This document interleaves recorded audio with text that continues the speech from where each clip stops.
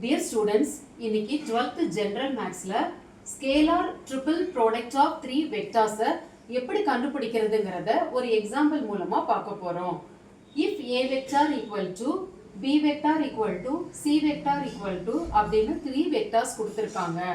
Find A vector dot B vector cross C vector. இதை கண்டுபிடிக்க சொல்லியிருக்காங்க.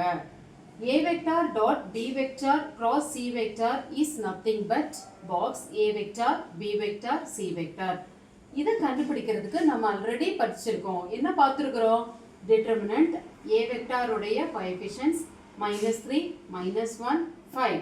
B vector உடைய coefficients 1, -3, 1. C vector உடைய coefficientsல I vector கொடுக்கல. அப்போ I vectorக்கு பதிலா நம்ம 0 போடணும். Then 4 -5.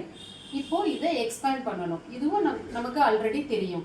எப்படி பண்ண போறோம்? ஃபர்ஸ்ட் ரோ வழியா எக்ஸ்பேண்ட் பண்ண போறோம். பிளஸ் மைனஸ் பிளஸ் எக்ஸ்பேண்ட் பண்ணா இதனுடைய வேல்யூ என்ன கிடைக்கும்? -3. அதாவது A vector dot B vector cross C vector equal to -3 கிடைக்குது. இது ஒரு ஈஸியான 3 மார்க் ப்ராப்ளம்.